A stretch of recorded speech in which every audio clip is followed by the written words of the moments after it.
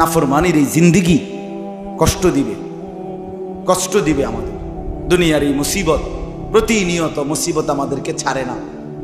কখনো বৃষ্টি শুরু হইলে শুধু বৃষ্টি হয়, কখনো বন্যা, কখনো এবার সিলেটে আপনার একটি নির্দিষ্ট এলাকাতে এই পরিমাণ শিলাবৃষ্টি হয়েছে, একবার এত বড় বড় পাথরের গোলার মতো পড়ছে। আমার পরিচিত মানুষেরও একেবারে টিনের ঘর একেবারে জুজরা হয়ে গেছে, জুরা হয়ে গেছে। তাইলে আমি বললাম, কখনো বন্যা, কখনো ঘূর্ণিঝড়, কখনো জলোচ্ছ্বাস, কখনো প্রচন্ড গরম, কখনো অতিবৃষ্টি, কখনো করোনা, কখনো মহামারী, এই যে বহুমুখী আযাব, মুসিবত, পেরেশানি আমাদের মধ্যে আসে, আমাদের জনজীবনের স্বস্তি শান্তি উঠে যায়। আমরা যে পেরেশানিতে থাকি ভাইয়া বাপ, এটা আমাদের গুনার কারণ। কি কারণে বলেন না? গুনাহের। বড় বড় জাতিসংঘে, তারপরে বড় বড় দেশের ওয়ালারা বিভিন্ন গবেষণা করে, আবহাওয়ার এই হয়েছে সেই হয়েছে, জলবায়ুর এই হয়েছে সেই হয়েছে, এডি সব এমনি পণ্ডিতি কথাই কইতেছে, এই হয়েছে সেই হয়েছে, এমন করলে ভালো হইব, হেমন করলে ভালো হইব। আপনার বাংলাদেশে কোন জেলার মধ্যে আপনার স্প্রে করছে ঠান্ডা লাগার জন্য, কি জানি স্প্রে করছে বলে। আচ্ছা বুঝি এই স্প্রে করলে ঠান্ডা কমে যাবে? হ্যাঁ, এটা তামসা করেন স্যার, কিচ্ছু না। এটা খামখেয়ালি কথা। এটা সারা বাংলাদেশে আপনি ঠান্ডা পানি স্প্রে করে কতক্ষণ স্প্রে করবে বলে? এটা কতক্ষণ সম্ভব? আল্লাহ তাআলা যদি এই গরম না কমায়, আমাদের কোনো মাখলুকের পক্ষে সম্ভব ভাইয়া? আসলে সম্ভব না। এই জন্য আমি বললাম, আমার প্রথম কথা এটা, আমাদের এই কষ্ট কিন্তু সবাই পায়। আমাদের গুনাহ, আমার গুনাহের কারণে বনি আদম কষ্ট পায়, আল্লাহর সৃষ্টি বাকি জীব জন্তু প্রাণী কষ্ট পায়। আর যতজন কষ্ট পায় ততজন কিন্তু অভিশাপ দেয়, অভিশাপ দেয়, লানত দেয়, আল্লাহর গজব দেয়। এত মানুষের অভিশাপ, এত সৃষ্টির অভিশাপ, আল্লাহর এত মাখলুকের অভিশাপ নিয়ে যুবক তোমার জীবন ভালো হবে না। তুমি কষ্ট পাইবা, সুখ পাইবা না। তুমি নারীর ছবি দেখা ছেড়ে দাও, অশ্লীল দৃশ্য দেখা বন্ধ করো। একটা নারী দরকার, অপেক্ষা করো। হালাল স্ত্রী আল্লাহ বলছেন আমি সৃষ্টি করেছি, আমি মিলায়ে দেব। এই পৃথিবীতে তুমি আমি আসছি পৃথিবীতে মায়ের পেট থেকে, তার মানে হালাল স্বামী স্ত্রীর এই বন্ধন যদি পৃথিবীতে আল্লাহ চালু না রাখতেন তো তুমিও আসতা না, আমিও আইতাম না। কথা বলেন না কেন? তাহলে এটা তো হচ্ছেই, স্বামী স্ত্রীর এই পবিত্র বন্ধন, এটা তো আল্লাহ তৈরি করছেই। এটা তো প্রতিনিয়ত, প্রতিদিন আল্লাহর জমিনে নতুন নতুন নারী পুরুষ বিবাহ বন্ধনে আবদ্ধ হচ্ছে না? তুমিও তো সেই সিরিয়ালে আসো। তুমি এরকম পাগল হয়ে গেলা কেন? তুমি এমন কুত্তা হয়ে গেলা কেন যে যা দেখো সব দেখতে মন চায়? হিন্দি সিনেমার নর্তকীও দেখো, বাংলা সিনেমার নর্তকীও দেখো, টিকটকের নর্তকীও দেখো, রাস্তার বেহায়া বেপর্দা মেয়েকেও দেখো। এত নারী দেখে, এত অশ্লীল দৃশ্য দেখে তুমি একা পুরুষ, একা যুবক নিজেকে সামলাইবা কেমনে? এক সময় চরিত্র শেষ হয়, শরীরের শক্তি শেষ হয়, যৌবনের ক্ষমতা শেষ হয়, আখিরাতটাও বরবাদ হয়, আর শরীরটাও নষ্ট হইয়া হারবালেও আর ধরে না। তখন আর হারবালেও শুধু কামান। হ্যাঁ আমরা জানি, আপনি জানেন করতে, আমরা জানি, তোমার তে ভালো জানি। কারণ আমাদের সাথে অসংখ্য যুবক মহব্বত করে দোয়ার জন্য, বিভিন্ন পেরেশানির জন্য তাদের অবস্থা জানায়, বলে, কাগজে লিখে বলে, কেউ মুখে বলে, মোবাইলে বলে, দোয়া চায়। এক এক ছেলে পেলের হালাত শুনি তো আমরা, শরীরের কি অবস্থা, যৌবনের কি অবস্থা, জিন্দিগিটা নষ্ট করে কি করছে এখন। এখন ভ্যাঁ ভ্যাঁ করে কাঁদে। এজন্য দয়া করে আমরা যদি গুনাহ না কমাই, আমাদের মুসিবত যাবে না। এই রোদ, এই তাপমাত্রা আবার কমবে তো আবার নতুন আযাব আসবে। আসবে কিনা বলেন না? আবার আসবে, আরেকটা আসবে। আল্লাহ তাআলা ঘুরে ঘুরে আমাদেরকে বারবার মুসিবত দিয়ে ফেরাতে চাচ্ছেন। কোরআনে আছে, আল্লাহ বলে, বান্দা লিউযীকাহুম বা'দাল্লাযী আমিলু লাআল্লাহুম ইয়ারজিউন।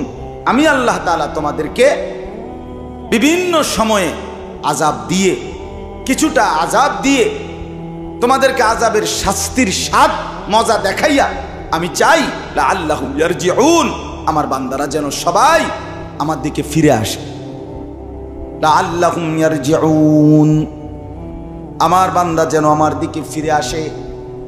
ওয়ালানুযীকান্নাহুম মিনাল আযাবিল আদনা দুনাল আযাবিল আকবার লাআল্লাহুম ইয়ারজিউন। আল্লাহ বলে জাহান্নামের কঠিন আযাব দেওয়ার আগে দুনিয়ার মধ্যে আমি সামান্য আযাব ভোগ করাই। কেন বান্দা? যেন তোমরা আমি আল্লাহর দিকে ফিরে আসো। লাঠি দেখাইলে বাচ্চা খাইতে শুরু করে, লাঠি দেখাইলে বাচ্চা ভয় পেয়ে চুপ করে ফেলে, অর্থাৎ বাচ্চাকে লাঠি দেখাইয়া তাকে ফেরাইতে চায়। রব্বুল আলামিন ছোট্ট ছোট্ট আযাব দিয়ে, মুসিবত দিয়ে, কখনো অতিবৃষ্টি, কখনো অনাবৃষ্টি, কখনো ঝড়, কখনো জলোচ্ছ্বাস, কখনো বন্যা, কখনো ভূমিকম্প ইত্যাদি মুসিবত দিয়ে দিয়ে আল্লাহ চায় আমার বান্দা আমার দিকে ফিরে আসুক। কিন্তু বান্দা তো বোঝে না। আল্লাহ বলেন কুল নারু জাহান্নামা আশাদ্দু হাররা লাউ কানু ইয়াফকাহুন। আল্লাহ বলে বন্ধু বলে দেন দুনিয়ার আগুন, দুনিয়ার রৌদ্রের তাপ, এটা যদি এমন গরম মনে হয় তাইলে শুনে নাও বান্দা, জাহান্নামের আগুনের গরম তার চাইতে বেশি তীব্র, অনেক বেশি গরম। লাউ কানু ইয়াফকাহুন। আল্লাহ বলে হায় আমার বান্দা যদি আমার এই কথাটা বুঝতো। মায়া করে বলছে, আল্লাহ বলছে মিয়া লাউ কানু ইয়াফকাহুন। আহা বান্দা যদি তুমি আমার কথাটা বুঝতা। আমার বান্দা তুমি দেখো না এই রৌদ্রের গরম যদি এমন কষ্টকর, বিরক্তিকর, এমন অস্থির মনে হয়, তাহলে জাহান্নামের আগুনের গরম তুমি কেমনে সহ্য করবা? তাইলে হাসরের ময়দানের তীব্র গরম, মাথার উপরে সূর্যটা থাকবে, পায়ের নিচের জমিন তামার মতো হবে। আল্লাহ তাআলা কোরআনে বলছে বান্দা একদিন হাসরের ময়দান 50,000 বছর, আর সেই 50,000 বছর এক টানা দুই পায়ের নিচে তালুতে যেটুকু জায়গা, এটুকু জায়গার উপরেই দাঁড়িয়ে থাকতে হবে। ইয়াউমা ইয়াকুমুন নাসু লিরাব্বিল আলামিন। আল্লাহ বলে বান্দা সেদিন কিন্তু দাঁড়িয়ে থাকতে হবে, দাঁড়িয়ে একটা সেকেন্ড। নবী বলেন হাসরের কঠিন ময়দানে এক সুতা সামনে যাবে না, পিছনেও যাবে না, ডানেও ফিরবে না, বামেও ফিরবে না, 1 ইঞ্চি নড়াচড়া করতেও পারবে না। এমন অবস্থায় দাঁড়িয়ে থাকতে হবে প্রথম দিন 50,000 বছর। 50,000 বছর আপনার বাপ দাদা 14 গোষ্ঠীর কয়জনের হায়াত? হ্যাঁ বলেন। 3টা ঘন্টা প্রখর রৌদ্রের মধ্যে, প্রচন্ড রোদ যেখানে পড়ছে, এরকম খোলা মাঠে 3টা ঘন্টা দাঁড়ায় থাকেন, দেখেন কেমন হয়, দেখেন কেমন হয়। আর এটা তো রৌদ্রের গরম, তো আগুনের গরম কেমন, জাহান্নামের গরম কেমন? আল্লাহর নবী সাল্লাল্লাহু আলাইহি ওয়াসাল্লাম বলেন উকিদাতিন নারু আলফা সানা, জাহান্নামের আগুনকে 1000 বছর জ্বালানো হয়েছে। হাত্তা আহমাররাত, জাহান্নামের আগুন লাল হয়ে গেছে। সুম্মা উকিদাত আলাইহা আলফা সানা, পুনরায় জাহান্নামের আগুন আরো 1000 বছর জ্বালানো হয়েছে। হাত্তা বিয়াদ্দাত, ফলে জাহান্নামের আগুন সাদা হয়ে গেছে। সুম্মা উকিদাত আলাইহা আলফা সানা, পুনরায় আরো 1000 বছর জাহান্নামের আগুন জ্বালানো হয়েছে। হাত্তা সুওয়াদ্দাত, নবীজি বলেন জাহান্নামের আগুন 3000 বছর জ্বলতে জ্বলতে একদম অমাবস্যার অন্ধকারের মতো কালো হয়ে গেছে। 3000 বছরের। আল্লাহ কোরআনে বলে বন্ধু নারুল্লাহিল মুকাদা আল্লাতী তাত্তালিউ আলাল আফইদা। বন্ধু আমার, আল্লাহ বলে বান্দা দুনিয়ার যদি কারো গায়ে আগুন লাগে তাইলে একদিকে লাগলে যদি সেটা নিভানো যায় তাইলে কিন্তু বাকিটা বাইচা যায়, ঠিক কিনা বলেন? এই সাইড পুড়ে গেছে, বাকিটা তো বেঁচে গেছে। কিন্তু রব্বে কারীম কোরআনে বলেন বান্দা জাহান্নামের আগুন আমি রব্বুল আলামিন নিজে জ্বালাবো। আর আমি আল্লাহ জ্বালাবার পরে জাহান্নামের আগুনের প্রথম স্পর্শ, প্রথম সেকেন্ড তোমার গায়ের যেদিক দিয়েই লাগবে, প্রথম সেকেন্ডেই পুরা শরীর কলিজাটা শুদ্ধা একসাথে জ্বলে যাবে। আল্লাতী তাত্তালিউ আলাল আফইদা।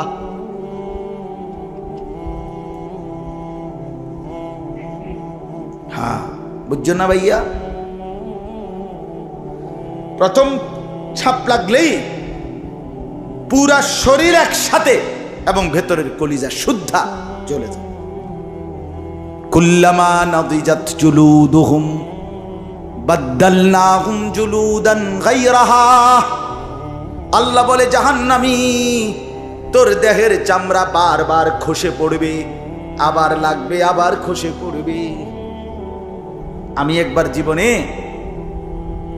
আমার এক দোস্তের ছেলে, ভাই, ছোট ভাই, সে ছোট বলতে 14-15 বছরের ছেলেটা, ওই একটা রাস্তার সামনে দিয়ে যাচ্ছিল, ভুলে হোটেল, ওইখানে একটা হোটেলের সামনে দিয়া হোটেলওয়ালা গরম পানি, একদম গরম কড়াইয়ের পানি, ভুলে বেচারা পুরা বল বা বালতি যেটা দিয়ে হোক এটা রাস্তা ফিক্কা মারছে।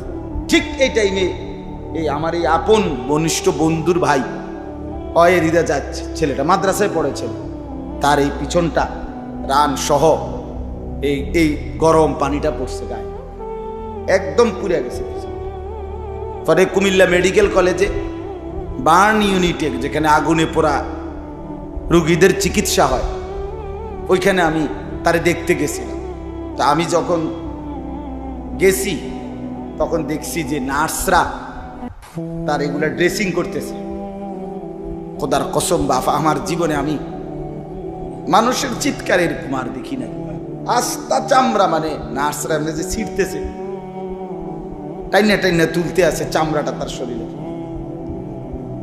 যে ড্রেসিং করতেছে, এগুলো কি কি মলম টলম কি কি দিতেছে, এই এমনি হাত দিয়ে মনে হয় যেন চামড়া বাঁচতেছে। মুরগির চামড়া কেন বাঁচতেছে? মুরগির চামড়া বাঁচতেছে। চিৎকার কারে কয়? ওই ছেলের চিল্লানি কারে কয়? আমরা যারা দাঁড়ায় আছিলাম আর সবাই কাঁদছে। মানুষের কষ্ট কেমনে এমন হয়? আল্লাহ কোরআনে বলছে, বান্দা এভাবে সেকেন্ড সেকেন্ড জাহান্নামের আগুনে চামড়া খসে যাবে, আবার লাগবে। অতএব বাপ, মৃত্যুকে তো তুমি আড়াল করতে পারো, যত মাতবরি করো ভাইয়া।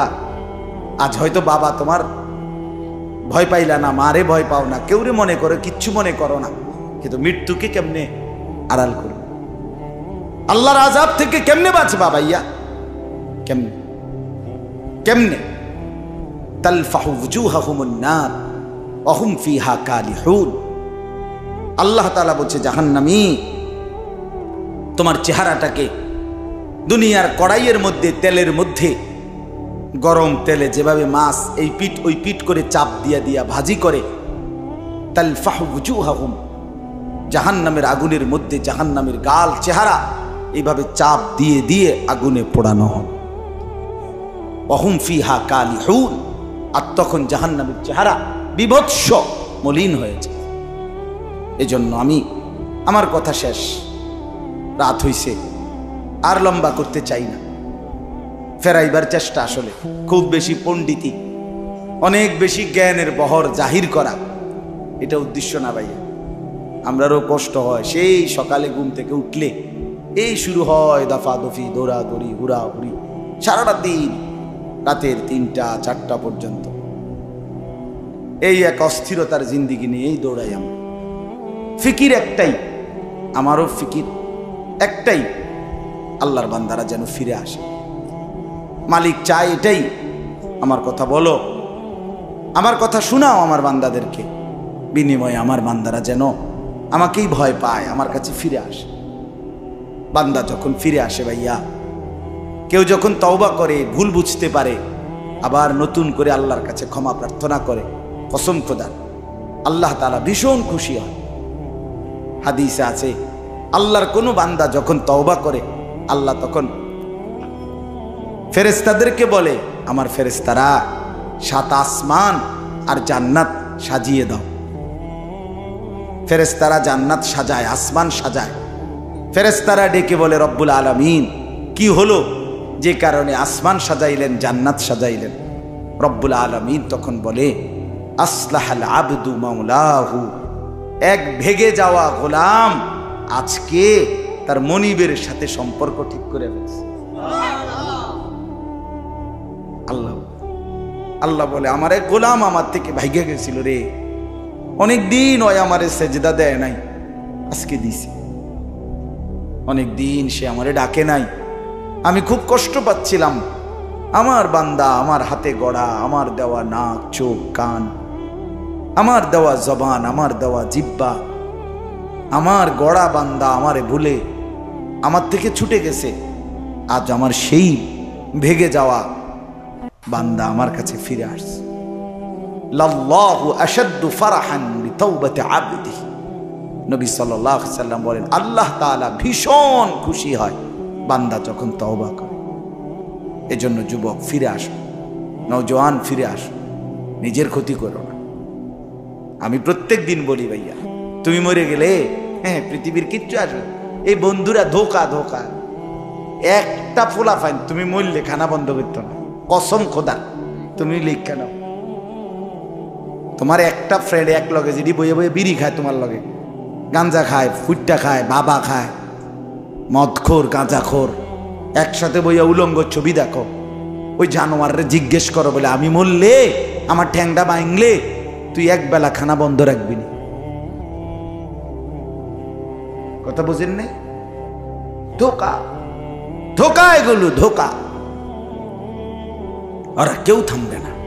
আরে আপন বাপ মরলে যেই সন্তানরা দিনের বেলা দাফন কাফন করছে, তারা কি সেই সন্তানরা, আপন সন্তানরা রাতের বেলা ভাত খায় না? কথা বলেন না কেন? পাশের ঘর থেকে খানা রাইন্দাইয়ে আরো বেশি খায়, আরো একটু গোস্ত লাও, যেই কান্দাটা তুমি কাঁদছো আজগা কি ভাইয়া, তাইলে তাহলে আপন বাপ, তারপরেও তো সন্তান খানা খাইতেছে, তোমার লেগে কাঁদবে কি? এর জন্য পৃথিবী আমাদের কারো জন্য থামবে না ভাইয়া, থামবে না। সামনের গাড়ি অ্যাক্সিডেন্ট করে, পেছনের গাড়ি অপেক্ষা করে না, পাশ কাইটা কাইটা চলে যায়। জ্যাম বাজ্যা গেলে আরো শিক্ষার শুরু করে, আরে লোক মরে গেছে, আরে মরলে মরুক বেটা, রাস্তা ক্লিয়ার করতে ক। ঠিক কিনা বলেন না কেন? তোর বেটা বেটা কেডা মরছে না মরছে বেটা, এর লেগে বুঝি মানুষের রাস্তা আটকায় রাখবো, মানে এই যুক্তি দেখা। তাহলে কেডা মরছে না মরছে মানে তোর মতো এক মানুষ মরছে, ঠিক কিনা বলেন না?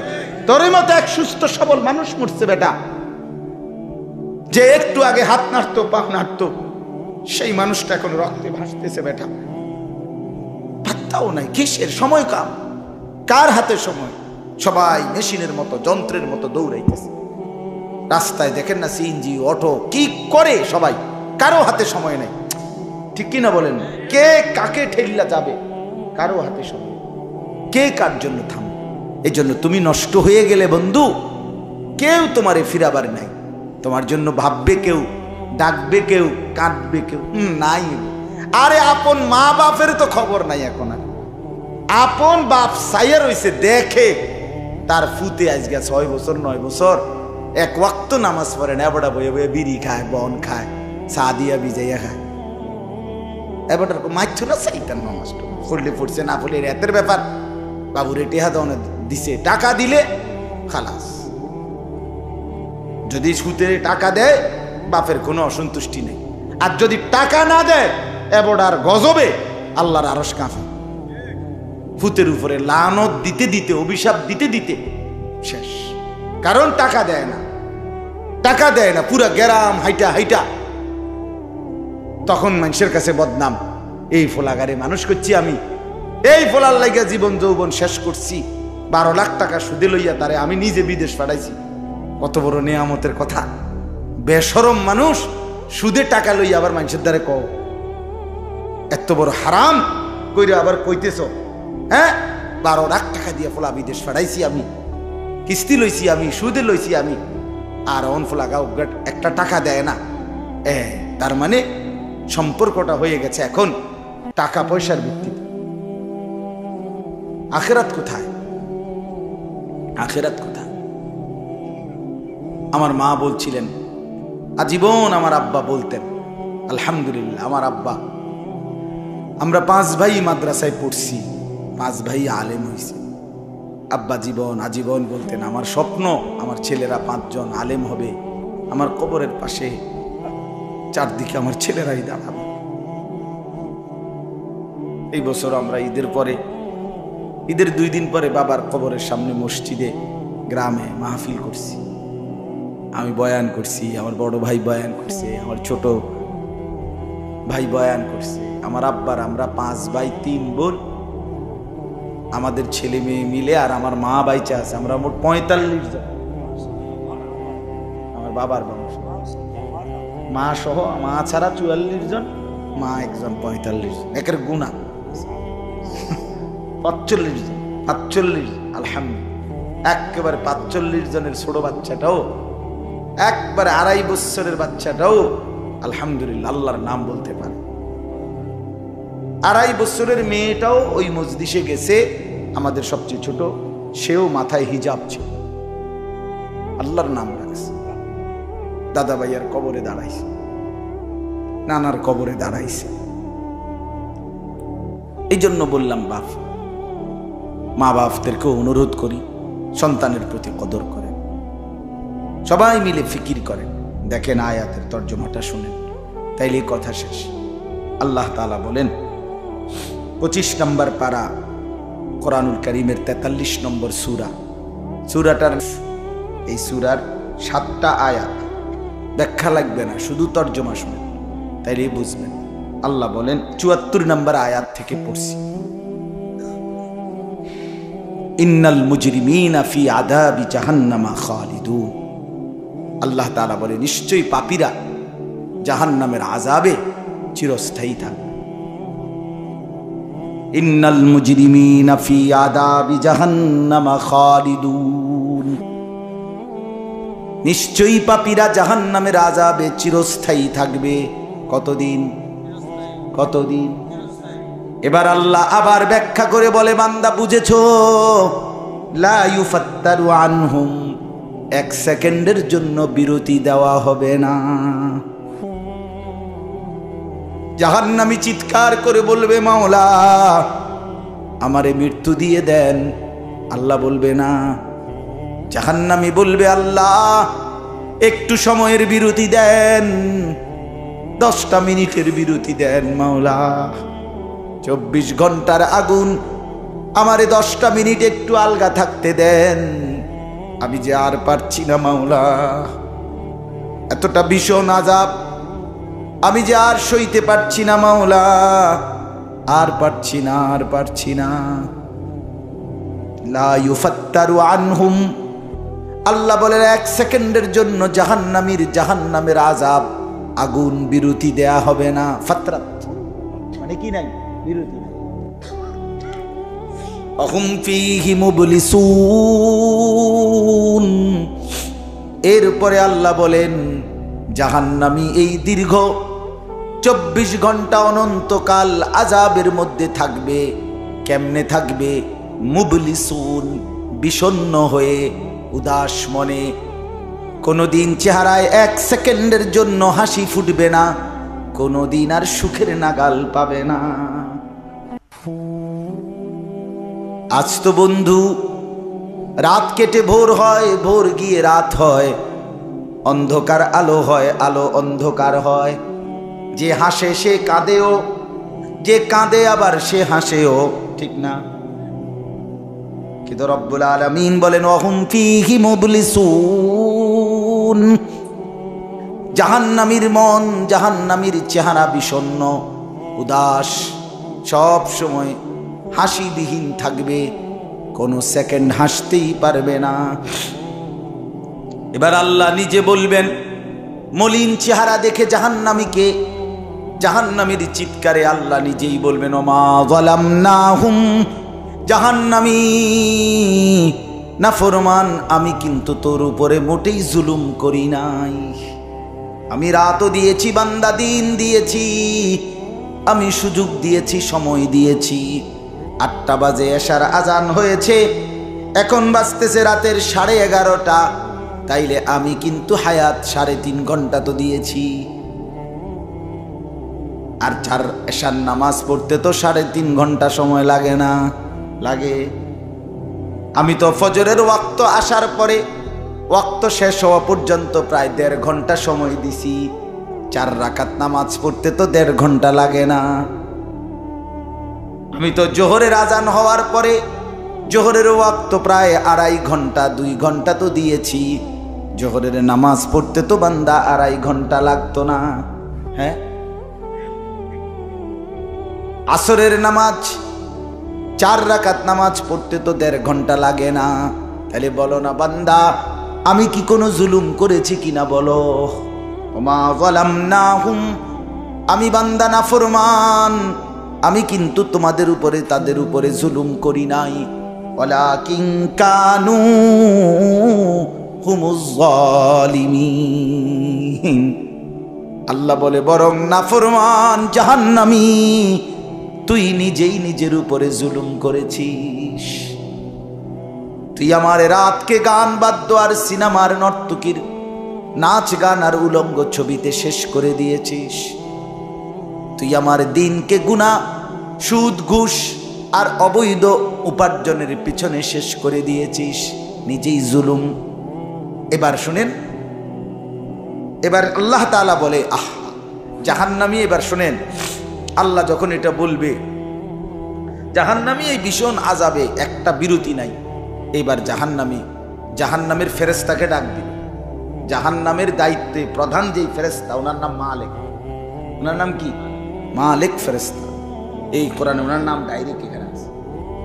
জাহান্নামী বলবে ওয়ানা দাউ ইয়া মালিক লিয়াকদি আলাইনা রাব্বুক। ওহো, আল্লাহ বলে জাহান্নামীরা, জাহান্নামের ফেরেশতা মালিককে ডাক দিবে, ইয়া মালিক, হে মালিক শোনো না। ফেরেশতা একটু শোনো না। লিয়াকদি আলাইনা রাব্বুক, ফেরেশতাকে বলবে, ফেরেশতা তোমার রব, তোমার আল্লাহকে একটু বলো না এমন কষ্টের আযাব না দিয়ে আমারে চিরতরে একবারে শেষ করে দিতে। আমি যে আর পারছি না।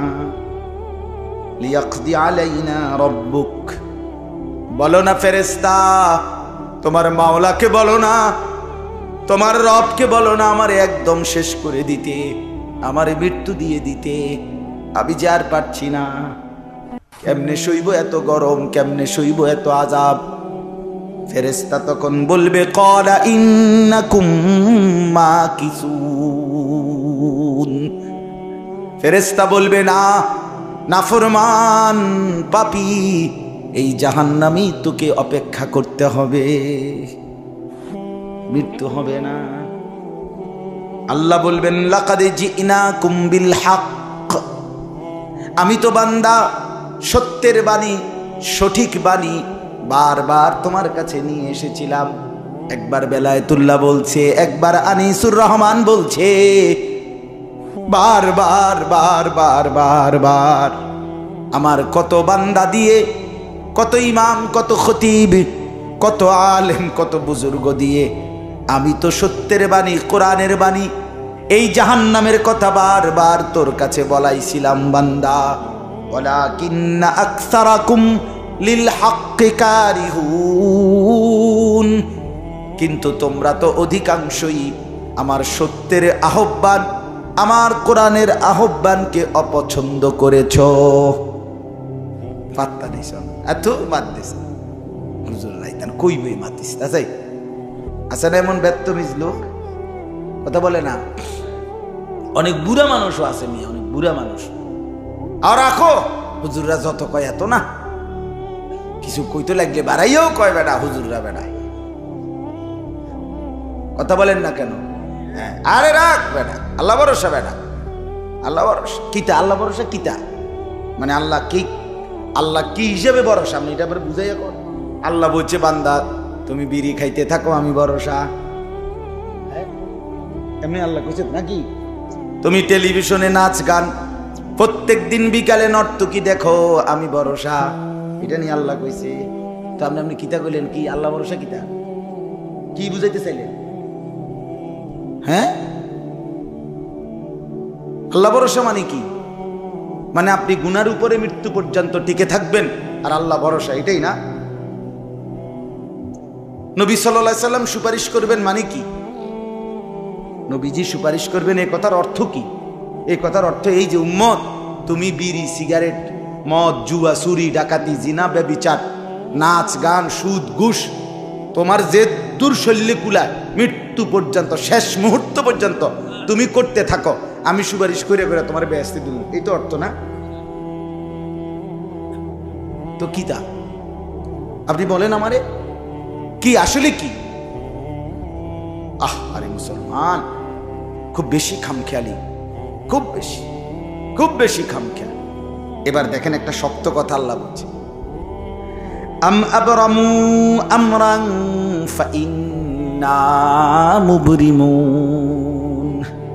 আল্লাহ বলে জালেমরা পাপীরা তোরা আমার আযাব থেকে বাঁচবার কোনো ব্যবস্থা করেছো কিনা তোমরা ঠিক করো। ফাইন্না মুবরিমুন, আমি তোমাগরে কেমনে ধরবো শাস্তি দেব কি কি এগুলো আমি আল্লাহ আমারগুলো ঠিক করে ফেলেছি। যে আম আবরামু আমরান, তারা কি কোনো ব্যবস্থা করেছে কিনা জিজ্ঞেস করেন। ফাইন্না মুবরিমুন, আমার ব্যবস্থা আমি করে রাখছি। বুঝেন নাই কথাটা? আল্লাহ বলেন আমার শাস্তি দেব কি কি, আমার আযাব দেব কি কি আমি সব ঠিক করে রাখছি জাহান্নামে। তুমি বান্দা বাঁচবা কেমনে তোমারটা তুমি ঠিক করছো কিনা বলো। এবার শেষ আয়াত, আম ইয়াহসাবুনা আন্না লা নাসমাউ সিররাহুম ওয়া নাজওয়াহুম। আল্লাহ বলে নাফরমান পাপীরা জালেমরা দুশমনরা মনে করে আমি তাদের গোপন কথা অন্ধকারের গোপন পরামর্শ একেবারে চুপচাপ নিরিবিলি কথাগুলো আমি শুনতে পাই না। কারণ ইয়ারফোন লাগাই রাখছে না, মা কানের মধ্যে দুইটা বল্টু লাগাইলে তার আল্লাহ শুনে না, কথা কয় না। হ্যাঁ, আল্লাহ জিজ্ঞেস করছে তুমি এই ভাবছো না তুমি যে কানের মধ্যে গান শুনবার টাইমে ইয়ারফোনের বল্টু লাগাইয়া রাখো, তুমি মনে করছো না ফরমান মাইনসে না শুনে না, তো মাইনসে যখন শুনে না আমিও শুনি না নাকি? জবাব দেন। ওই যুবক বলো না মিয়া, মাটির নিচে কিংবা অন্ধকারে অথবা একাকী কোনো গোপন জায়গায় তুমি যেই অসভ্যতা করছো, যেই ভিন নারীর সাথে কথা বলছো, বন্ধুদের অসভ্য আড্ডা দিচ্ছ, তুমি মনে করছো গ্রামের কেউ দেখে না, গ্রামের কেউ জানে না। আল্লাহ বলে তাহলে তুমি কি এই ভেবেছ যে আমি আল্লাহও জানি না? বালা, হ্যাঁ আল্লাহ বলেন আমি জানি, আমি শুনি, আমি দেখি। আর ওয়ারুসুলুনা লাদাইহিম ইয়াকতুবুন, আমার পক্ষ থেকে মনোনীত ফেরেশতা ডান কাঁধে বাম কাঁধে তারা কিন্তু সাথে সাথে 24 ঘন্টা ইয়াকতুবুন লিখতেছে লিখতেছে লিখতেছে লিখতেছে কি না বলেন? ডান কাদের আর বাম কাদের ফেরেশতাকে তুমি তোমার থেকে আড়াল করবা কেমনে? বলেন না কেন? কেমনে আড়াল করবেন? সুযোগ আছে কারো? আল্লাহ আমাদেরকে বুঝ দান করে।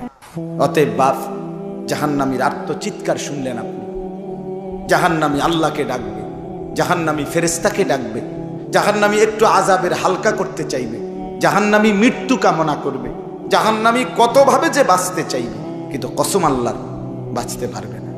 এজন্য দয়া করে রাত গভীরে মেহেরবানি করে চলেন প্রত্যেকেই ইনশাআল্লাহ। সিদ্ধান্ত নিন শেষ পর্যন্ত। যে কয়জন যুবক টিকে রইলা, বসে রইলা, ভাইয়া তোমাদের কাছে অনুরোধ, আজকের থেকেই বদলাও ভাইয়া। আগামী দিনে মুসলমানের জন্য, ইসলামের জন্য খুব বেশি যুবকের দরকার।